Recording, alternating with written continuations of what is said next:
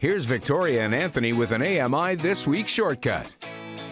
As we enter 2019, most of us are curious about what the year ahead has in store for us. Anthony, would you ever visit a tarot card reader to get a clue? I don't think so. I don't really believe in that kind of stuff. Well, Laura Bain had never had one done before either, but she thought the new year was the perfect time to give it a try. Want to know what the year has in store for her?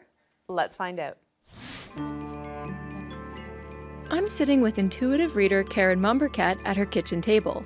I'm not quite sure what to expect as I shuffle the 3 decks of cards she's placed in front of me, which she then lays out on the table in an 8-card spread. Some of the cards have text and medieval-looking imagery, while others just have images like animals.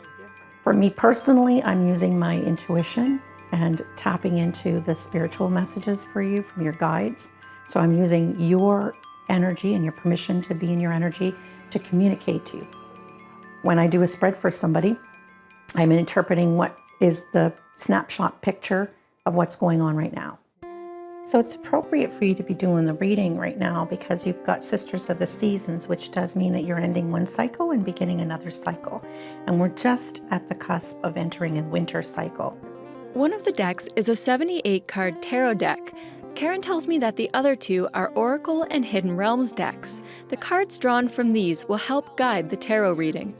So we look to your caribou, and one of the things we see with the caribou totem is associated with status for you right now. Also looking to your own, what represents the status, the ethics for you, what's your moral code. It's very much associated with right action. So probably, I'm going to just say, just from the little bit that I know about you, caribou is probably one of your power animals, which means you have always been looking for work that represents your authentic self. That's definitely true. I do have to feel a passion and a purpose for my work.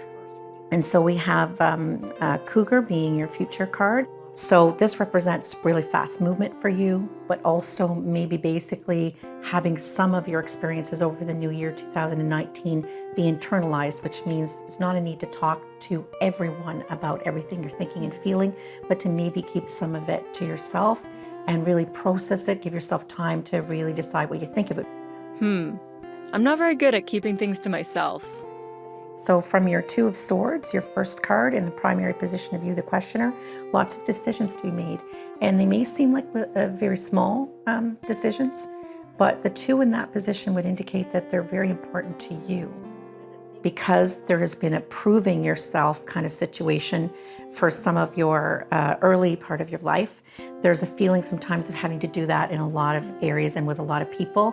And now that energy is quieting within you, and Spirit is saying that's very good.